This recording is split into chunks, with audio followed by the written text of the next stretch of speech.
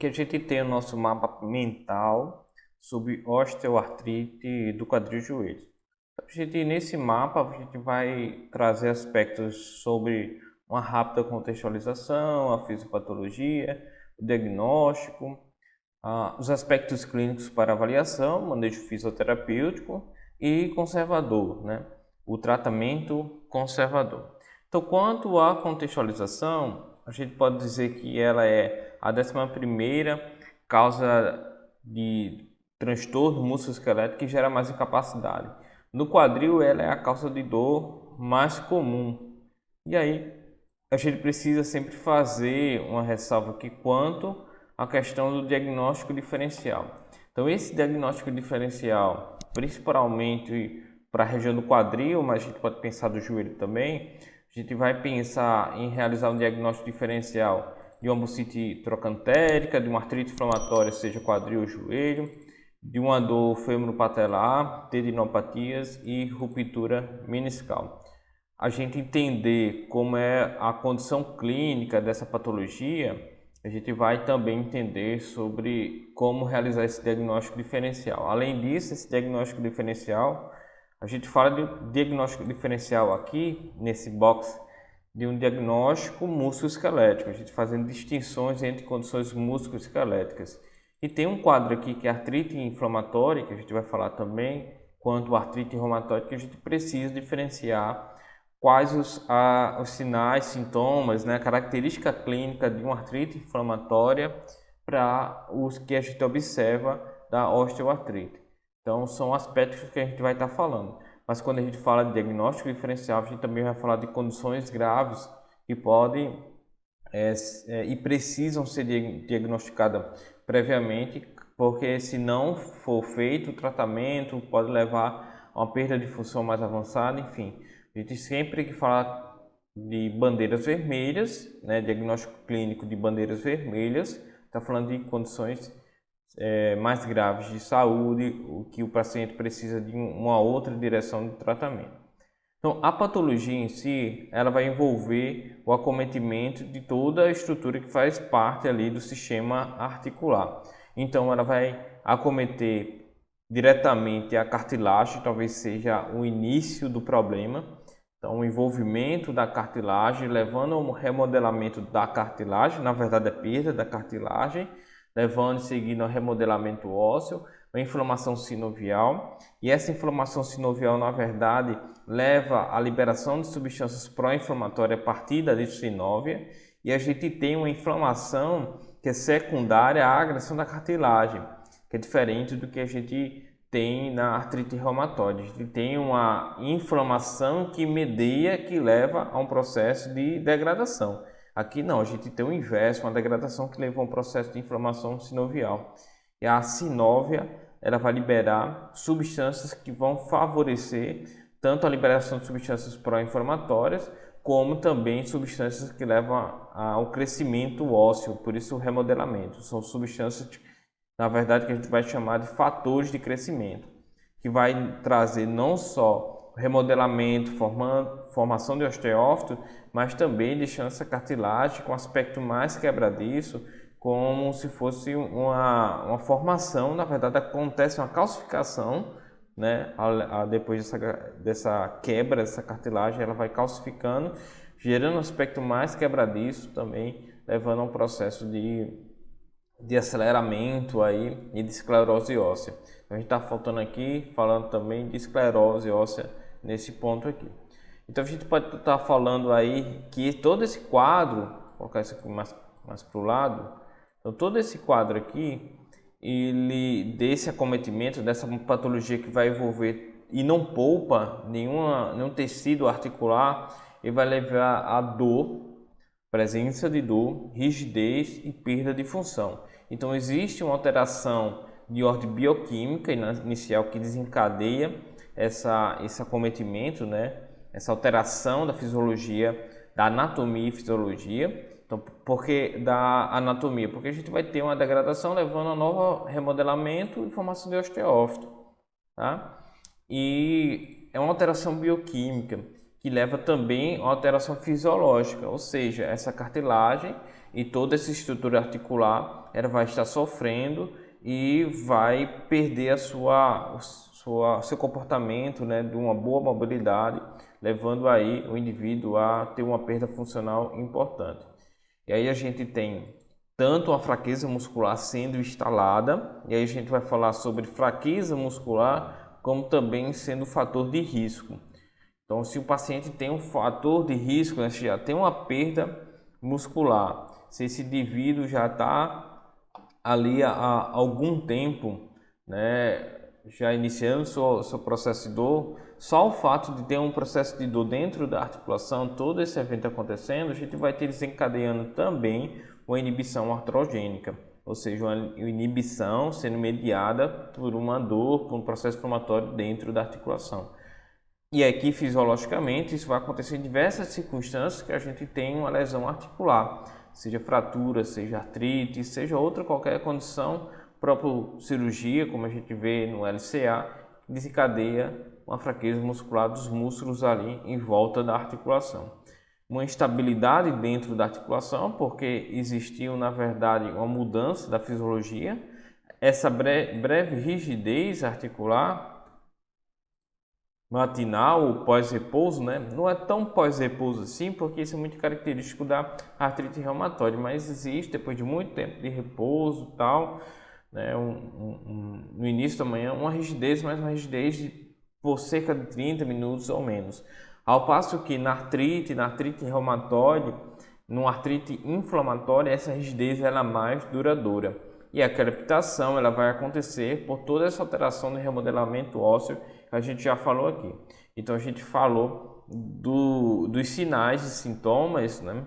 Alguns sinais aqui que podem estar relacionados como sintomas também, né? E toda uma característica da condição clínica do paciente. Então a gente vai avançando aqui para as diretrizes, né?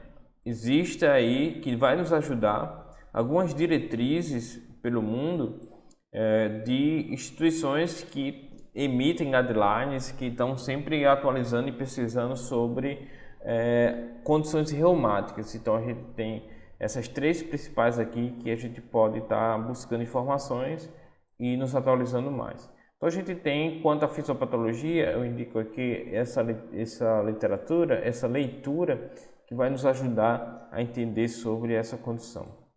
Vamos lá. Então, na verdade, é uma artrose ou uma artrite? É um desgaste ou um processo inflamatório? Na verdade, se a gente descreve simplesmente como uma artrose, a gente está descrevendo como um simples desgaste.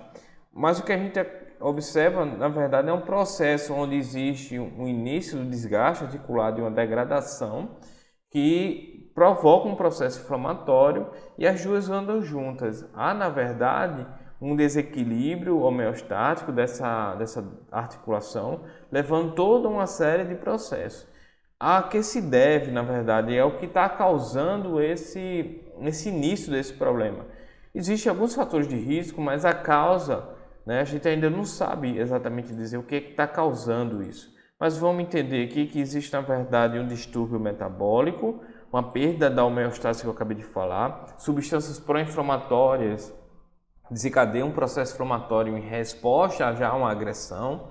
Então a gente vai ver dentro da sinóvia um material, né, um líquido que é de um caráter inflamatório diferente da artrite reumatoide. Essa é a inflamação que é desencadeada, ela é secundária a um processo de agressão, levando a alteração estrutural fisiológica, que eu já falei no tópico anterior, que está relacionado também com o distúrbio bioquímico, substâncias pró-inflamatórias, substâncias que são ditas de fatores de crescimento, ali desreguladas, não conseguindo garantir uma estabilidade da condição e a condição que ali se retroalimenta. Quanto mais desgaste, mais processo inflamatório e entra nesse processo levando todo aqueles sinais que eu acabei de falar para vocês.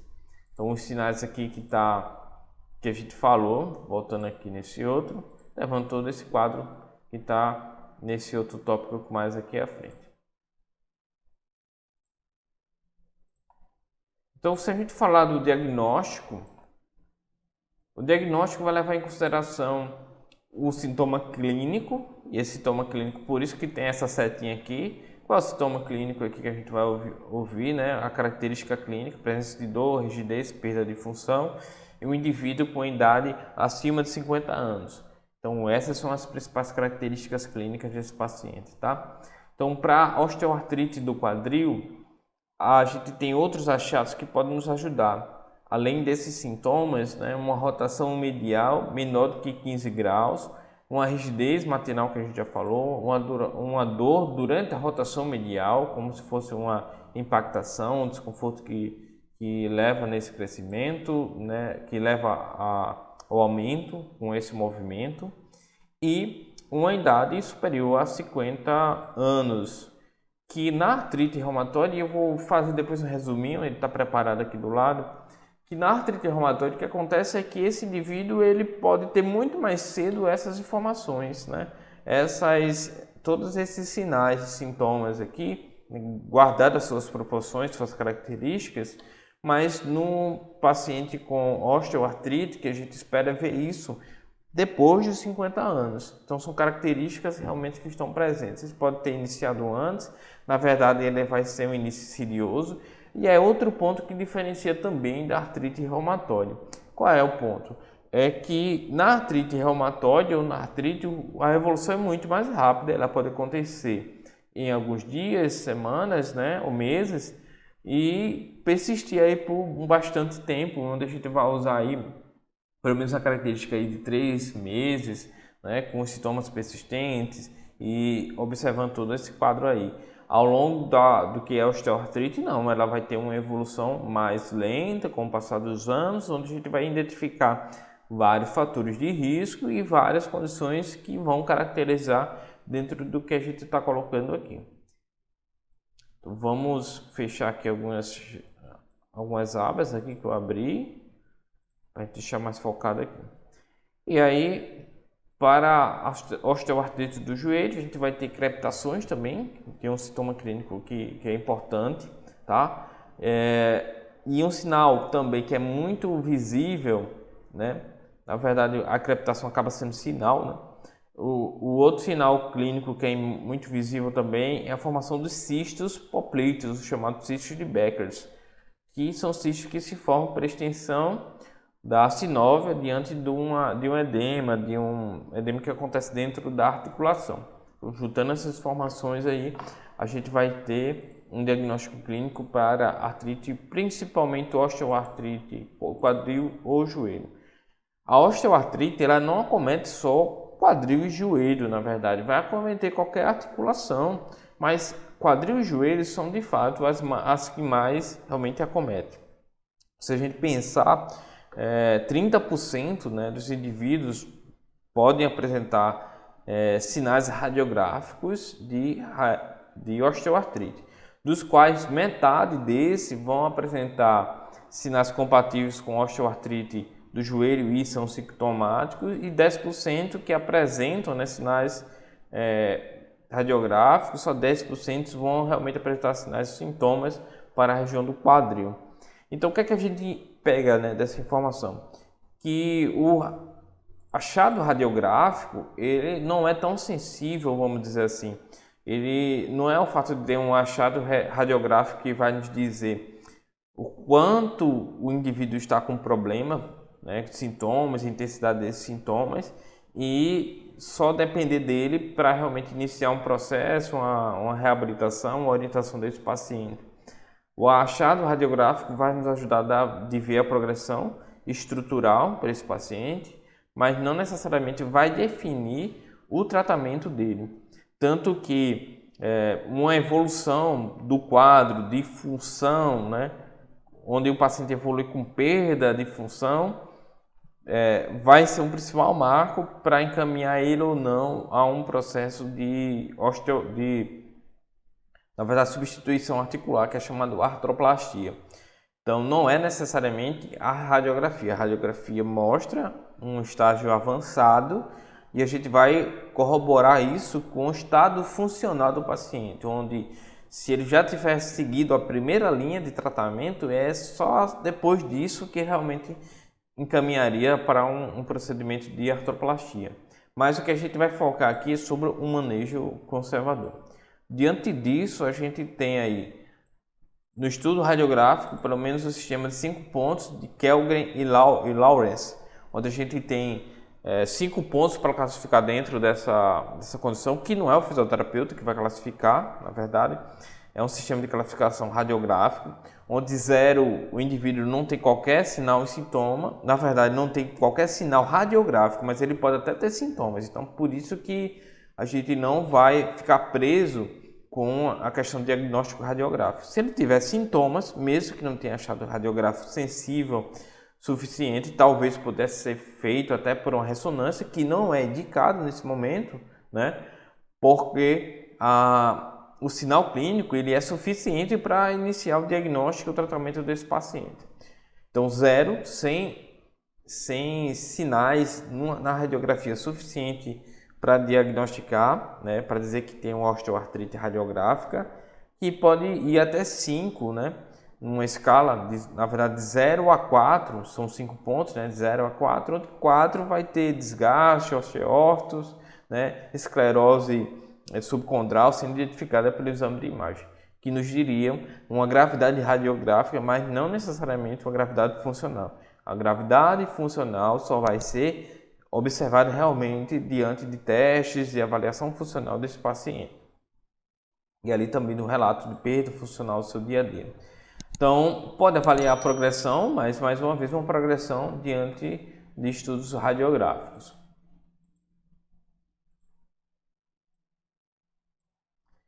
Então, se a gente está falando de diagnóstico, vamos falar também sobre diferenças entre artrite reumatoide e osteoartrite. Já falei aqui, né, nos tópicos anteriores.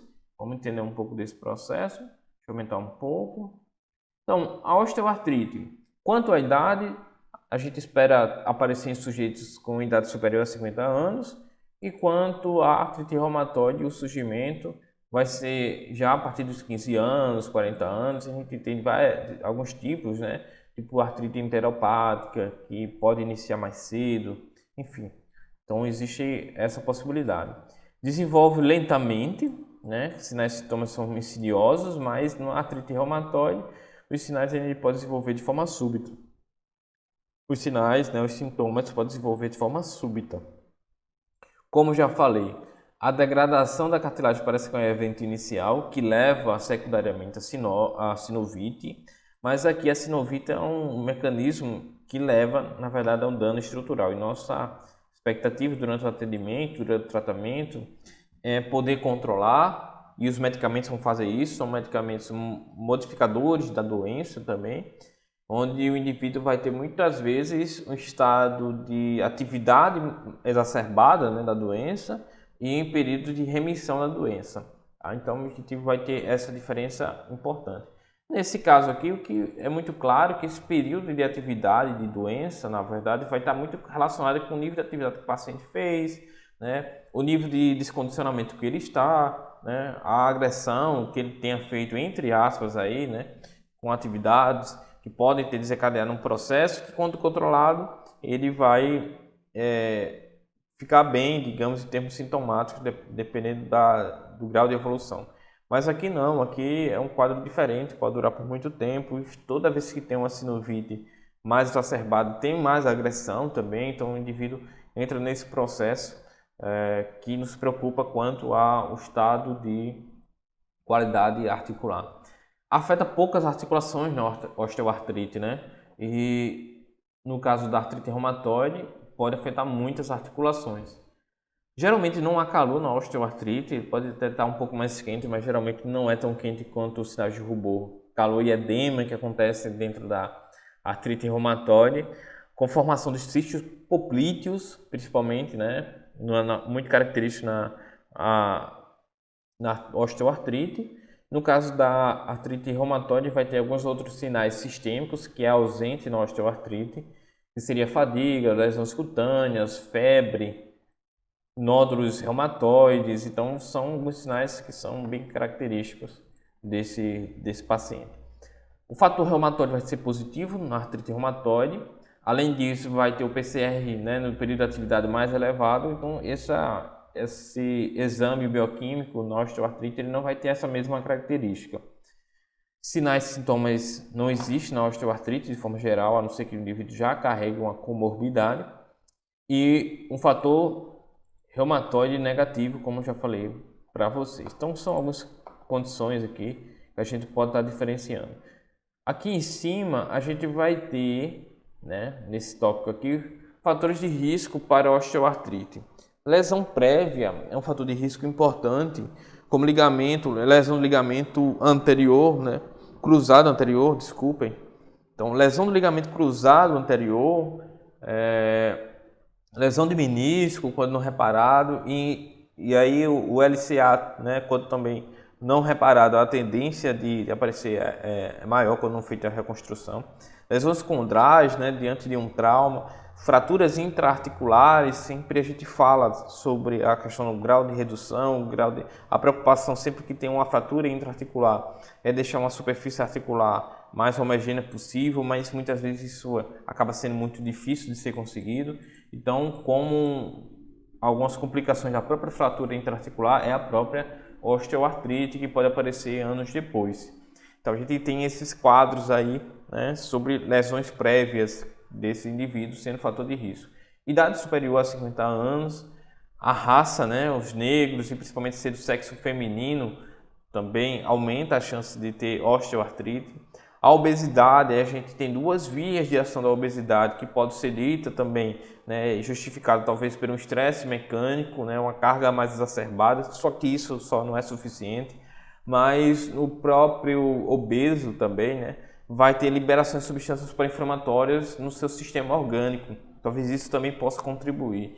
Então a gente tem substâncias pró-inflamatórias sendo liberadas, que a gente vai chamar de inflamação sistêmica de baixo grau, levando aí também, fazendo parte de toda aquela fisiopatologia que falamos um pouquinho mais lá atrás. O estresse mecânico repetitivo, dependendo, né, da ocupação, da função, no caso de atletas, então são alguma outra condição que a gente pode falar como fator de risco. A fraqueza muscular, então a gente tem um indivíduo sedentário, a fraqueza muscular, a articulação já tem alguma, né, já sofre um pouco mais, e quando inicia esse processo ele já está com uma desvantagem maior em relação a isso, porque ele já tem uma fraqueza muscular já histórica em relação à sua condição física. Além disso, mau alinhamento articular é aquele valgo excessivo, aquele varo excessivo, né, os seus compartimentos mediais e laterais dos joelhos podem sofrer um pouco mais com essa descarga mecânica, que vai ser uma descarga mecânica repetitiva. A má formação, a gente tem um exemplo de má formação aqui do quadril, histórico familiar, então existe um componente de fator genético, então são vários fatores que quando somado mais e mais, aumenta a chance, aumenta o risco, né? É preciso ter todos esses fatores? Com certeza não, mas quanto mais fatores, maior a chance de desencadeamento. Alguns desses fatores, vocês podem observar que são modificáveis, né? E tem outros fatores não modificáveis. Então, a própria fraqueza muscular é um fator modificável, lesões prévias pode ser, né, observada, principalmente aquelas que estão relacionadas à atividade, né? Cadê ela aqui? A fator mecânico pela ocupação, então alguns conseguem ser até modificáveis, né? E outros não, outros são características não modificáveis e intrínsecas ao próprio paciente. Então aqui são alguns desses fatores de risco. Deixa eu procurar aqui.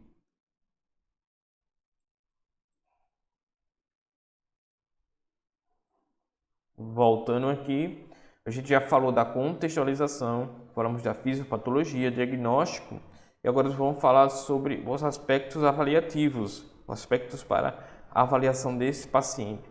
Quando a gente pensa na avaliação, se a gente pensar lá na CIF, né, a gente vai lembrar de avaliar quanto a uma definição da condição estrutural, né, cercando aí de sinais e sintomas que nos ajudam a entender como está a condição desse paciente, né?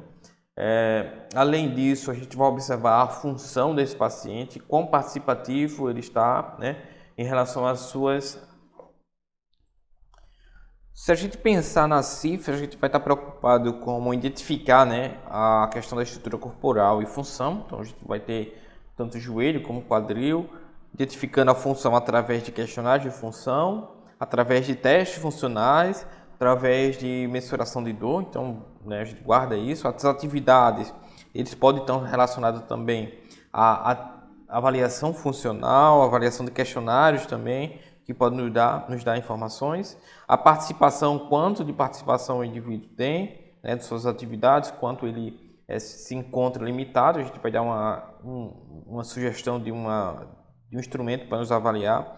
Os fatores externos, o quanto ajuda, o quanto não, se ele precisa de uma adaptação. E fatores, né, pessoais também, em relação à condição do paciente. Então, essas são algumas condições que pode a gente tá observando, né, de forma mais ampla a avaliação, condição dele. Então vamos lá. Então, para a história clínica, a gente já falou, né, o que é que a gente espera de história clínica em relação ao próprio sintoma especificamente. Mas é importante a gente buscar informações além disso que eu falei, apontando para a condição clínica desse paciente, também informações que nos dê sugestão de como ele tem evoluído ao longo do tempo, se ele tem outras condições patológicas, até limitantes também, ou às vezes até mais limitantes, como ele está naquele momento, como ele vem evoluindo. Além disso, a própria história familiar, a própria condição social, né, para a gente já observar e buscar informações quanto seu histórico, né? Então a gente vai ter diversas, como a gente já faz a nossa avaliação, buscando informações realmente na sua história, para que a gente possa identificar e ver como ajudar ele. Como eu falei anteriormente, sobre diagnóstico diferencial, a gente tá falando de quadril e joelho, né? Osteoartrite de quadril e joelho. Então é muito interessante e necessário, diria mais, né? Diria necessário entender e diferenciar, como a gente acabou de fazer, o que é sinais e sintomas de artrite reumatoide, de uma artrite inflamatória ou de uma osteoartrite, ou de uma lesão, né, de uma outra lesão tecido articular, vamos dizer assim, né, de tecido mole, melhor dizendo, uma tendinopatia, uma osteoartrite paterofemoral, uma síndrome paterofemoral, uma tendinopatia de glúteo, inclusive para a região do quadril, a gente pode também observar sinais e sintomas que estão ali, diagnóstico diferencial musculoesquelético, como dorsaquilíaco, que pode irradiar para essa região, espasmos musculares, músculo nessa região, também problemas do pubis, né? Pubalgias, que também pode gerar dor por volta dessa região. Então, existem diversas outras condições ainda musculoesqueléticas.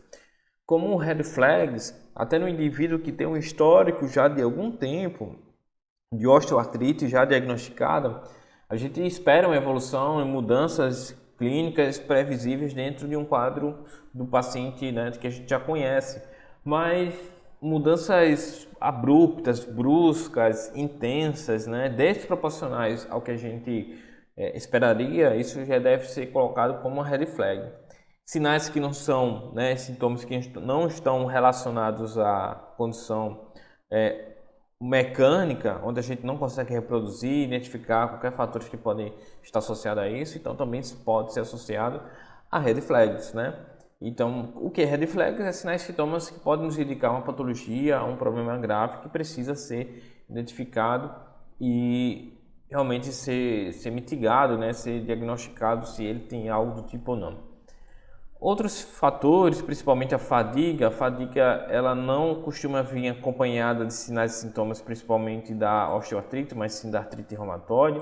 A dor, a gente vai ter diversos instrumentos. Muitas vezes a gente pode lançar a mão da EVA, da escala numérica de dor, mas existe uma escala que é chamada de escala breve, né, o inventário breve de dor, onde o paciente vai nos dar informação como foi o comportamento de sua dor ao longo de 24 horas, dando informações também sobre alguns aspectos funcionais. E limitação da atividade de participação, né? Limitações de atividade de participação que já cumprem um daqueles critérios do CIF que eu falei para vocês. Então, a sugestão que a gente pode estar usando é a escala do paciente, que eu vou estar ampliando aqui. Então, a escala específica do paciente, onde o paciente vai pontuar pelo menos 3 ou 5 atividades, onde ele vai dizer quais as atividades foram prejudicadas ou têm sido prejudicadas por causa da sua condição. Ele não tem feito, ele gostaria de fazer. Então ele vai pontuar de 0 a 10, onde 0 ele diz que é incapaz de fazer. E 10 que ele tem capacidade plena de fazer e que a doença não está atrapalhando essa sua condição.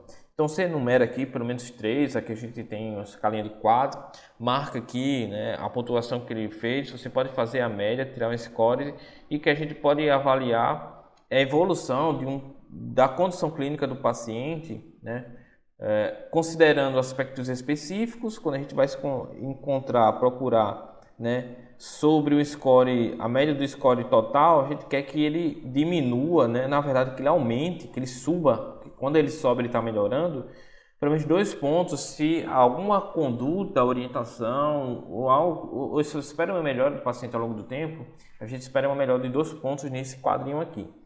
Se a gente considera o score total, tá, de todas as funções, então a gente espera uma melhora de 3 pontos. Então é uma escala bastante simples, que cumpre aqui para a gente, nos traz aqui uma informação quanto à atividade e participação, que vai ser extremamente útil para esse tipo de paciente, tá? Então a gente também tem o próprio exame físico, onde vamos avaliar por meio de expensão, né, o volume da articulação, presença ou não de edema, o rubor, já numa palpação, na verdade, né, mas a gente consegue ver o vermelhidão, né, mas a gente vai confirmar se existe um processo inflamatório ou não, o próprio alinhamento do joelho, a marcha, né, como ele está fazendo a sua deambulação, se existe uma marcha claudicante ou não. Nessa palpação, procurar sinais de volume articular, né, do próprio edema, a presença de cisto poplíteo, dor à palpação. Na palpação a gente consegue perceber, né, numa ausculta, vamos dizer assim, percutânea, colocando a mão sobre o joelho, a presença de crepitação, né, confirmando o relato do paciente, que é um dos critérios diagnósticos lá também. Tá? E uma avaliação funcional. Nessa avaliação funcional, a gente vai pedir ADM ativa, na ADM passiva, que poderia estar aqui até na palpação, tá? Vou colocar momentaneamente aqui, procurando o end-fill, tá? Mas a gente pode fazer essa ADM ativa, observando presença, início de dor, a quantidade de dor, quanto o indivíduo tem de dor, a força e o comprometimento muscular, então, tanto de trofismo muscular, né, a gente pode fazer perimetria, mas também vamos fazer a avaliação de força, pode ser uma avaliação manual, se você tem o dinamômetro, pode fazer o dinamômetro também, mas você pode fazer também a avaliação de carga, né, quanto a dosimetria, a dosagem aí de um RM, a avaliação de equilíbrio estático, a gente pode fazer muito bem o Berg, mas pode fazer, além disso, testes de caminhada, teste de sentar e levantar, o Star Climb Test, que é o teste de subir degraus também. Então, tudo isso são métricas para a gente, onde a gente vai identificar parâmetros e também no que a gente vai objetivar, né, fazer como objetivo de meta terapêutica e reavaliar, ou seja, a gente vai fazer disso aqui um monitoramento para a nossa conduta e nosso manejo. Então, são aspectos aqui de avaliação que a gente tem sido recomendado aí nos guidelines, que a gente precisa estar atento para reproduzir e também ter boas métricas para avaliar esse paciente. Vamos aqui evoluir, deixa eu voltar. Fatores psicossociais, e aí vai ser um ponto importante, principalmente quando a gente fala da educação do paciente. Então, fatores psicossociais, vamos dizer, fatores psicológicos também, está relacionado com o que o indivíduo pensa sobre sua condição, as crenças que ele tem, se ele tem medo ou não, o que ele acredita, ele não se mexe, não faz movimento, né, não faz exercício porque acha que vai piorar, se ele tem um padrão de catastrofização, como é que é o seu meio social também, existem fatores ali que intervêm, que ele não consegue fazer as atividades, que tem limitado, ele tem participação na ajuda, né? Na verdade ele precisa de ajuda de alguém e nem sempre tem alguém para ajudar, enfim, todos esses aspectos que podem estar envolvidos, tanto no aspecto modulador para mais ou para menos quanto a questão da doença. Os aspectos de participação, além disso, do trabalho de lazer, das AVDs, quanto esse indivíduo consegue fazer o que gostaria de fazer, quanto ele se torna independente ou dependente de todas essas atividades dentro, no seu ciclo social, né, no seu ciclo do bairro e no seu trabalho, se esse indivíduo ainda trabalha. E aqui a gente tem diversas, né, questões, na verdade questionários de autorreportado, onde o WOMAC ele é um dos principais, sendo mais usados aí tanto para o quadril como para o joelho. A gente tem a avaliação aqui da qualidade de vida, onde tem o SF30 12, mas a gente tem o SF36 também, tá? Vou adicionar aqui. SF36. Opa, apanhando aqui.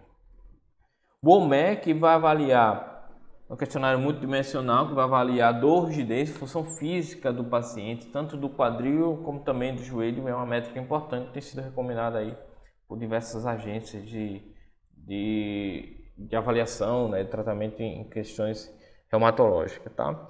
Esse outro questionário aqui, ele é um questionário para joelho e a gente tem um questionário específico aqui para o quadril. Então falamos aqui da métrica, de como avaliar, como fazer o diagnóstico diferencial, né? Que pontos importantes que a gente tem, né, na avaliação, o exame físico, preocupando também com alguns pontos que tem ali no CIF, que a gente precisa, né, nos preocupar para remeter, para preencher essas lacunas, avaliando principalmente a função, a disfunção cinético-funcional, né? Falando sobre a dor, manifestação de dor ao movimento, né? As limitações que o movimento traz, perda de força, de equilíbrio, porque são todos objetivos que a gente vai levar lá para o nosso manejo, e a gente está chegando lá já no finalzinho, sobre o manejo conservador da condição clínica do paciente. Como é esse manejo conservador?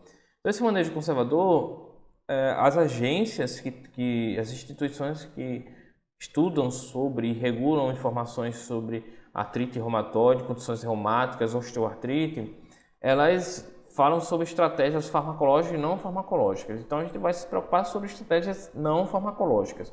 Muitas vezes o paciente vai estar usando algum medicamento, né, para algumas condições de maior gravidade, maior intensidade de dor, mas elas andam juntas. Então existe uma informação aqui que a gente precisa entender. É interessante conhecer, né, entender minimamente quais são os aspectos farmacológicos, mas aqui não vai ser o foco da aula, tá? Então, como primeira linha de tratamento, a gente vai ter para tudo hoje, né? Mas como primeira linha de tratamento é colocado aqui a educação. E alguns aspectos, aqui está o artigo que a gente tem referenciado, tá? Que vocês conseguem essas informações. Alguns aspectos que a gente falou na própria história, pegando informações, a gente vai também estar trazendo para a educação. Se esse indivíduo tem crenças que incapacitam e que não trazem verdadeiramente ajuda a esse paciente, mas atrapalham, essas crenças precisam ser trabalhadas e quebradas, agora de forma cautelosa, porque nossa preocupação sempre ao educar é trazer esse indivíduo para uma aderência ao que a gente está planejando e projetando para ele. Ou seja, a nossa preocupação é sempre que ele venha para o tratamento. Então, educar é uma ferramenta de aproximação e não de afastamento. Então, a gente vai dizer a esse indivíduo que ele precisa entender a sua própria condição, né, levá-lo a um automanejo, uma autoeficácia. E para aqueles que têm sobrepeso, eles precisariam ali, seria muito importante também levar uma perda de peso para esse paciente. Então, ele vai ser educado quanto à sua condição de saúde, quanto ao que ele precisa fazer, quanto ao como vai ser o processo do tratamento, o que ele precisa, né, realizar em casa como automanejo, em situações de que a dor volte, que aumente, ele precisa saber que nada está piorando ou agravando ou ficando, né, pior em sentidos de gravidade, mas que às vezes isso pode acontecer. Então, todas as situações, e essa educação ela pode acontecer numa sessão inicial ou se repetir alguns períodos, né, ao longo de um processo. Lembrando sempre que a ideia é educar, mas não afastar esse paciente, trazer para uma aderência ao nosso projeto, ao nosso protocolo de tratamento. E esse protocolo ele deve ser centrado nas necessidades do paciente. Então ele precisa também ser parte ativa, entender o processo, também ser uma decisão compartilhada e centrada no que ele precisa. Por isso que todas aquelas avaliações ali que eu falei, né, são muito específicas para cada paciente. A gente vai estar falando aqui de um manejo de um manejo que a gente está cogitando, observando diversas circunstâncias onde a gente vai ter diversas possibilidades de tratamento, tá? Mas vamos adequá-las para aquele, né, que necessita desse manejo específico. Então, de forma geral, é isso que a gente tem nesse primeiro tópico. Quanto aos exercícios, ele de fato é o nosso carro-chefe, onde a gente pode pensar como é que o exercício ele ajuda esse paciente, né? Vocês viram lá que a própria fraqueza muscular é um resultado da doença, mas ela também é um fator de risco. A gente também entende que o próprio exercício pode mediar outras condições pró-inflamatórias, como pró-inflamatórias sistêmicas, onde o sedentarismo pode desencadear substâncias pró-inflamatórias, onde a própria obesidade, e o exercício ele vai liberar também, vai ajudar a equilibrar um pouco isso. Então existe também uma tendência de resposta de toda a articulação ao exercício quando bem direcionado, com a carga bem direcionada. Então o exercício é o que a gente tem de melhor ferramenta, principalmente para controlar o processo da condição do paciente e mais do que isso levar ele a um nível de atividade de função maior. Para isso a gente vai ter a possibilidade de fazer com exercícios resistidos. E aí a gente vai pensar de exercícios que são globais, né? Exercícios para grandes grupos musculares, ambas as pernas, independente se está uma osteoartrite avançada em uma e outra, e que sejam funcionais de baixa carga para o joelho, já que a gente tem uma preocupação quanto à carga mecânica para esse joelho. Esse exercício também vai ser aeróbico, né? A gente vai mesclar e vai ajustar, né, esse exercício em exercício resistido, aeróbico e exercício de mobilidade, que acabei não colocando aqui, mas também vai entrar nessas condições, né? A gente está com um parâmetro aqui para exercícios de capacidade cardíaca, né? A frequência frequência cardíaca. Deixa eu ajustar aqui. E de baixa carga. Então, quando a gente vai falar de exercício aeróbico, a gente pode ter esse parâmetro poderia até vir aqui. Deixa eu ver se ele está aqui, ele não está. Esses aqui são outros parâmetros, já tinha esquecido do que estava aqui.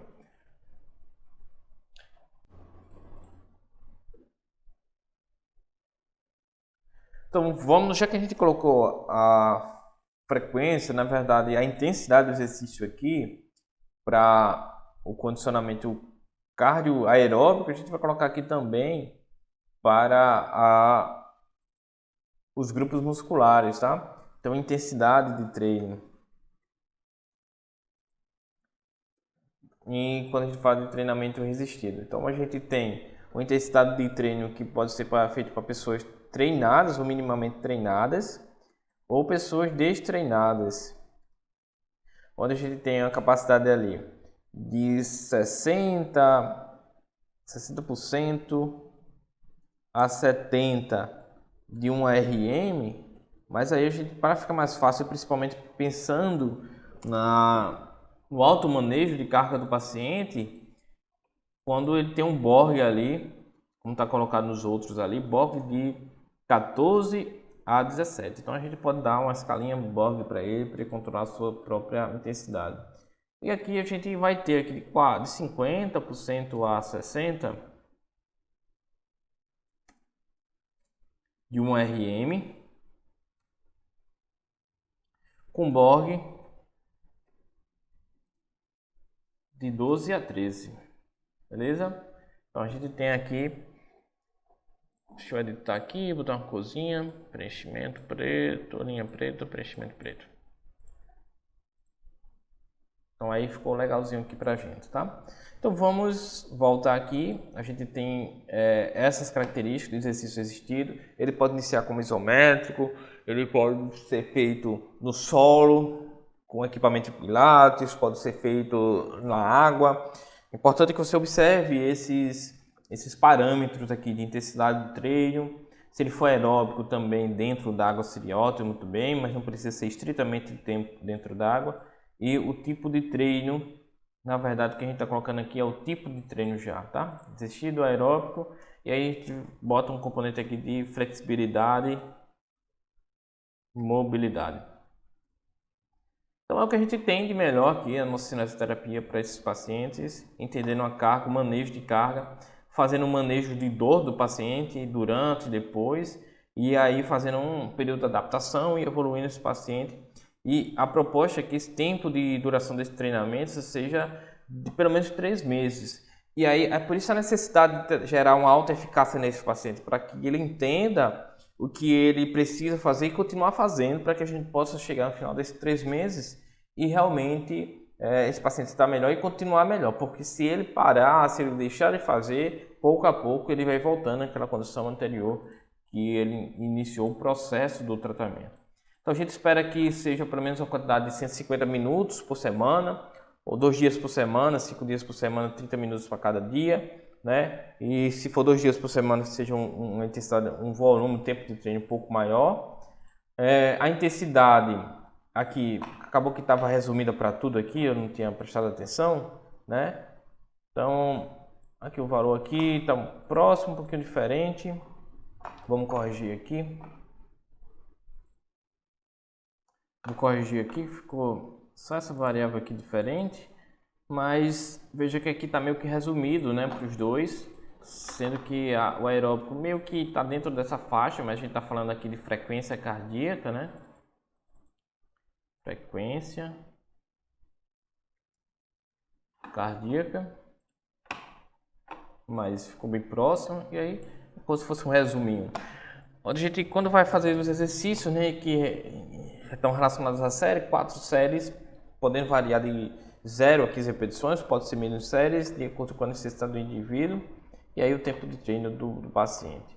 Além disso, só para finalizar, né, pegar todo o gancho aqui, a gente precisa saber o que não é recomendado, porque a gente tem falado aqui do que é recomendado, mas o que não é recomendado, pasmem, né, as evidências quanto à termoterapia, principalmente a crioterapia, ela parece ainda conflitante, igual a placebo.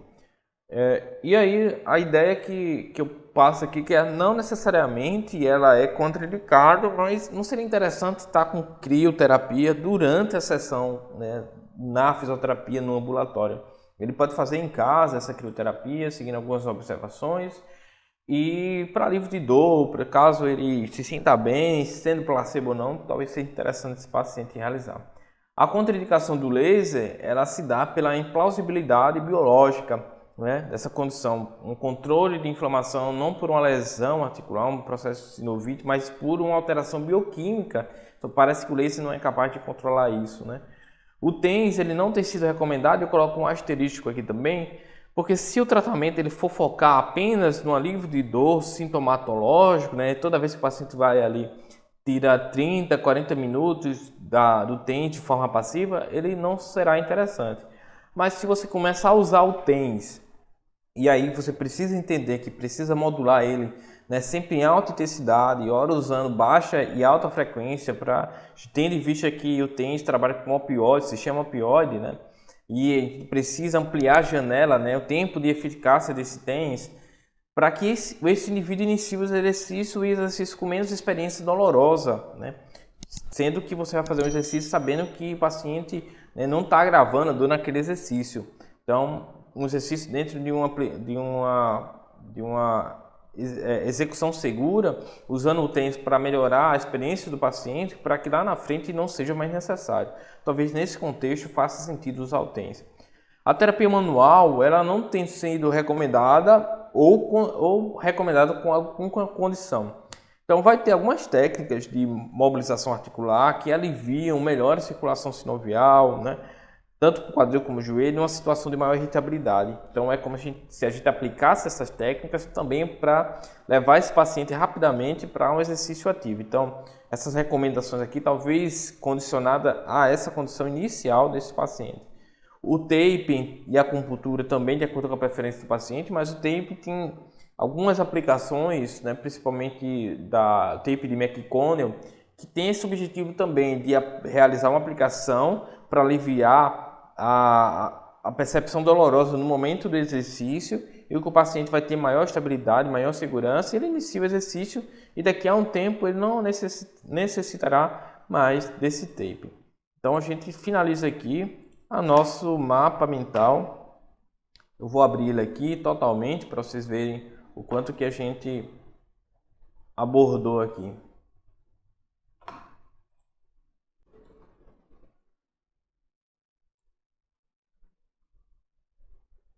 Então esse é o nosso mapa mental sobre osteoartrite do joelho e do quadril. Você querendo ter acesso a esse mapa mental, é só baixar esse aplicativo que você pode ter acesso a ele gratuitamente, e aqui na descrição tem um link para você baixar o arquivo que vai necessitar desse aplicativo. Então baixa, você pode abrir esse arquivo e aí você vai ter condições de mexer nesse mapa mental aí, colocando mais caixinha, tirando. Então espero que ajude vocês no processo de estudo de vocês.